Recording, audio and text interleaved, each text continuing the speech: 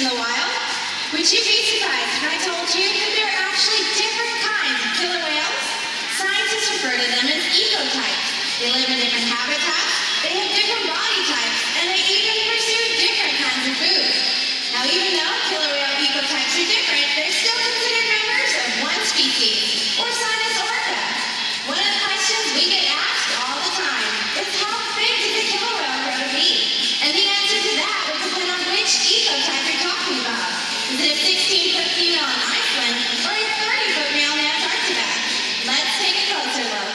The remarkable thing about killer whales, no matter which type, is that they are found throughout our global ocean, from the Arctic to the Antarctic, and literally everywhere in between. They are found in so many different habitats and depend on such a variety of marine life for survival that killer whales are more intertwined with the fate of our ocean than any other marine animal. Truly, these awesome animals are the living symbol of our ocean, representing so much more than their own species. Ladies and gentlemen, let's hear it one more time for Takara, Sakari, and Kamea. Wow, aren't they incredible? All right, let's see what other questions we've got in here. Here we go. So many people wonder about our trainers. In fact, raise your hand if you've ever wanted to be an animal trainer. Wow, that's quite a few of you. Then you should meet some of the other dedicated trainers who interact with our family of whales every day. Now, you've already had the chance to meet Malin, but Malin, who's joining you today? Joining me on the main stage are my good friends Anne, Mary, and Lisa. We are just a few members of an incredible team who dedicate every day to caring for these whales. Our killer whale trainers are so passionate about what they do here every day, and that makes me think of another one of your great questions. Here it is. Do the trainers talk to the whales? Malin, I'll let you answer that one.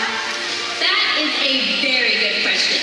We may not talk to the killer whales the same way you and I talk to each other, but we have developed a set of signals that help us to communicate with them. For example, if the trainers bend forward at the waist, the whales will nod their head in an up and down motion. We can use many different kinds of signals with them. When we place two hands in front of our body and wiggle them back and forth, the whales will wiggle their pectoral flippers in a similar fashion.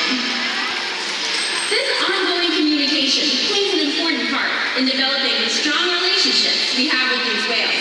Because of this connection, one of the things we're able to do is answer important questions through research. Here at SeaWorld, we have a unique opportunity to conduct research about killer whales, asking important questions that can only be answered in a setting like this.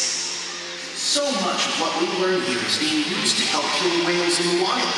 Of course, there are other questions that can only be explored by studying whales in the ocean. By exploring questions both at SeaWorld and in the wild, our combined research gives all of us a better understanding of killer whales and the places they live. And that's what I call working together. Research going in both directions, from our parks to the wild and back again. That way everyone benefits. Wow, that's a lot of questions. And believe it or not, we get these questions every day. We sure do. And to answer your question, killer whales communicate with one another using all sorts of sounds. Let's take a listen and hear what our whales have to say.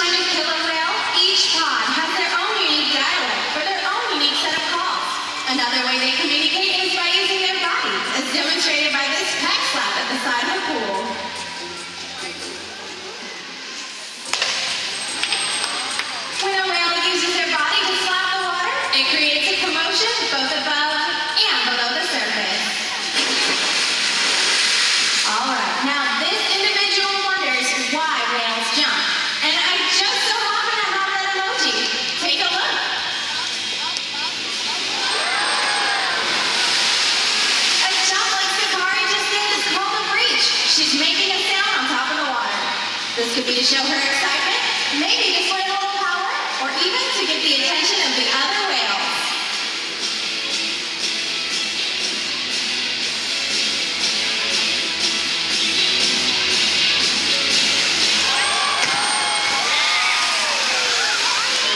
Other ways that killer whales communicate include blowing bubbles, bumping into each other, or even scratching each other with their teeth, causing rate marks. These are the multi-line markings you may see on the skin of killer whales and other dolphin species.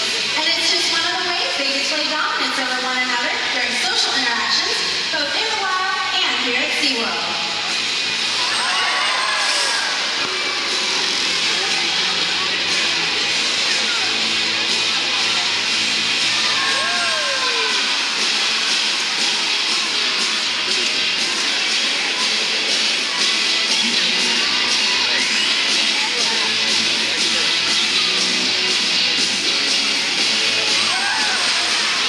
Now we've just learned that killer whales vocalize and use body language to communicate with one another.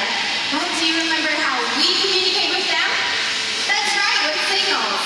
Here at SeaWorld, we're able to communicate with our whales, and we want the next generation to be able to do the same. This brings us to my favorite part of the show. We have some new friends down at the glass, and they're going to meet the killer whales today. On the left side of the pool, we have our new friend Patrick, who will be meeting Sakari. And on the right side of the pool, we have our new friend Haley. She's going to be hanging out with Kamea. Patrick and Haley are going to help us show you how we use signals with the whales. So let's start off by giving them a nice big wave hello.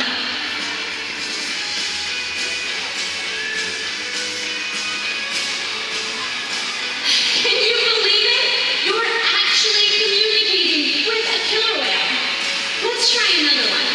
This time, let's see what happens when you spin in a circle.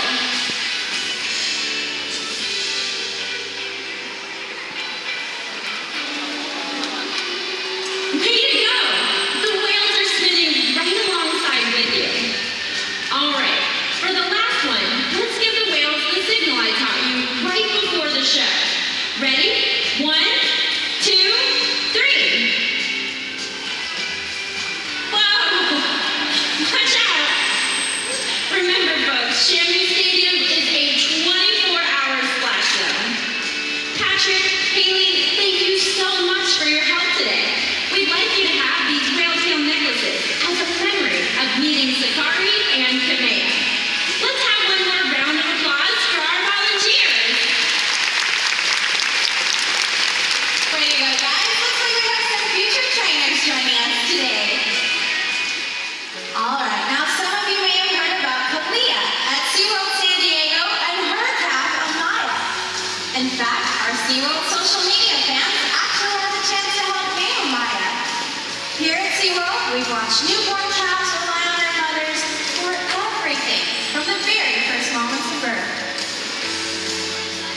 As the calf grows and gains some independence, it is looked after by other whales in the pod too.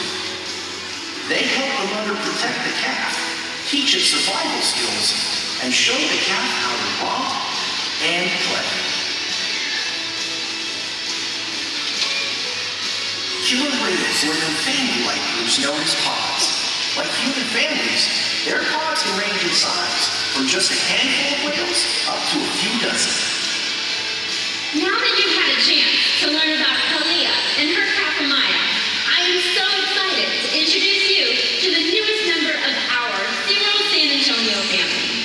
Born on December 6, 2013 to Mother Takara, ladies and gentlemen, meet Kamea. You've already had a chance to meet her older sister Sakari and her mother. It has been amazing watching her learn and grow every day. We hope all of you will join us in the future so you can watch her learn and grow right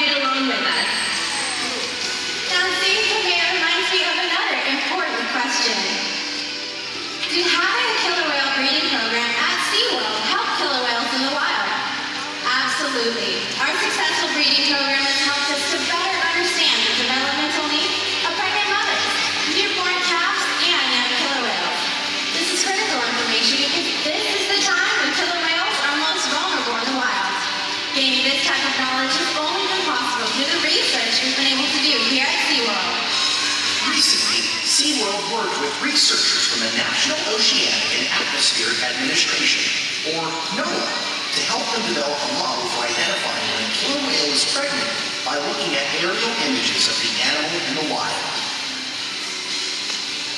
Prior to this cooperative effort, where SeaWorld provided direct, unparalleled access to our pregnant whales, researchers had no solid way of knowing whether or not a female in the wild was carrying a calf. Even though we will no longer be breeding our killer whales, we will continue to share what we have learned from the last 30 years with the scientific community so that we can better understand and care for the challenges that killer whales face around the world. Mainly, we would like to thank you, along with the rest of the trainers and the whales here at SeaWorld, for all you have done to help us better understand these amazing animals. Now, with all that talk of research, that reminds me of one of my favorite questions. Who takes care of you, Shamu?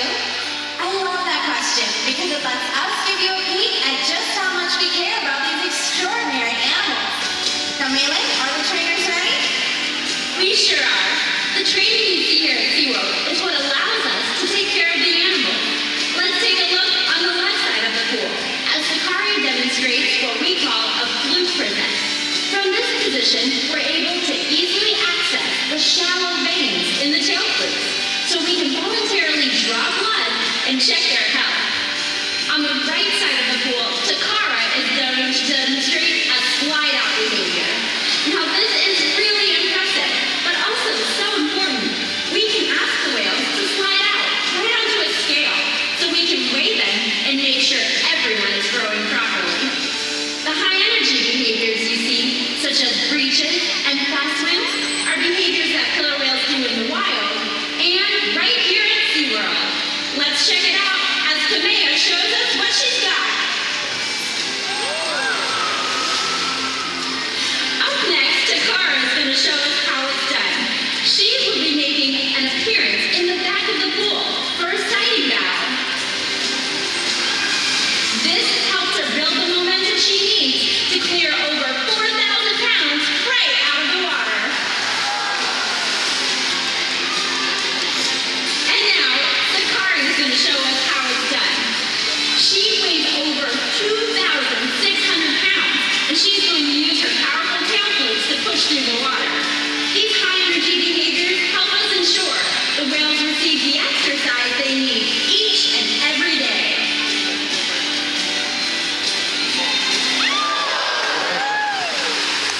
Melee, that was so cool. But I know that with all of these high-energy behaviors, our guests are also wondering how much do these whales need to eat to stay healthy? Well, just like people, their dietary needs are different. Let's think back on Kamea, the youngest member of our family. She weighs 1,700 pounds and is currently eating 65 pounds of fish every day. Now, the largest member of our family is a 24-year-old male. He requires 170 pounds of restaurant-quality fish each and every day. It's important to note, each whale receives all of their food every day, no matter what they do. Because we've been able to determine how much killer whales eat at different stages of their life, researchers in the field can use this information to determine if ocean habitats are healthy enough for killer whale populations to thrive. And that type of knowledge is invaluable. You know, food, exercise, and physicals from our veterinarians aren't all the killer whales need. Each whale's well-being is so important to us. We want to make sure that their minds are stimulated and challenged too. They need the kind of mental enrichment and stimulation that comes from learning, interaction, and play. And there are many ways we can provide this for them. Let's take a look as Sakari interacts with what we call an EED. That's short for Environmental Enrichment Device. Essentially, it's a killer whale toy. We can use these for the whales to play with on their own or to interact with a trainer. On the right side of the pool, Takara and Sakari and Kamea are enjoying a mirror. This is sensory enrichment. Visual, to be exact. We can also do things such as playing music or giving them a nice rub down with a brush. We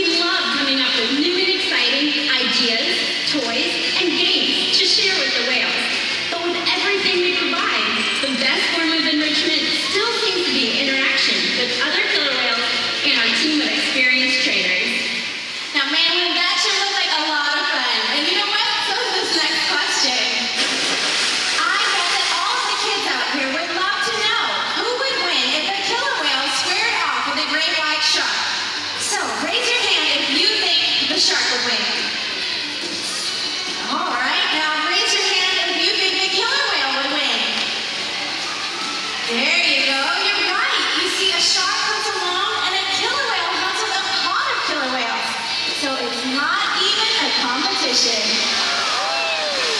Now, killer whales have even been known to hunt a blue whale. Do you know how big a blue whale is? At over 80 feet, it's the biggest animal ever to have lived on the planet. But killer whales can hunt these huge animals because they coordinate, collaborate, and cooperate. They work together as a group to overcome challenges much bigger than themselves. We can learn a lot from them about how to overcome the challenges that our ocean faces. In fact, if we collaborate like the whales, we can change the fate of our ocean and our world. Awesome, we've got more questions. Now these are really particular questions that we always get asked, so here we go. First one. Why do some of the dorsal fins curve? That's a great question. Dorsal fins have no skeletal support, such as bones or cartilage to support their height and weight. They are made completely of connective tissue. If an animal spends more time at the surface of the water, the tissue in that fin may weaken and that fin may bend. We occasionally see curved dorsal fins both in the wild and here at SeaWorld. Next question. How fast can they swim? Malin, would you happen to know? Depending on their body size, killer whales can reach speeds up to 30 miles per hour. Let's check it out as one of our males shows us just how fast he can go. He's going to be using his incredibly powerful tail flips in an up and down motion to power through the water. He's also using his pectoral flippers and dorsal fin for steering and stopping, helping make him one of the top predators of the ocean. That was so cool. Next question. How much water can their tails splash? Well, their tails, or flukes as they're called, are strong enough to bring a whole lot of water about halfway up these dams. Last question. If all of the whales splashed all at once, could they get everyone in the audience wet? Well, maybe not everyone.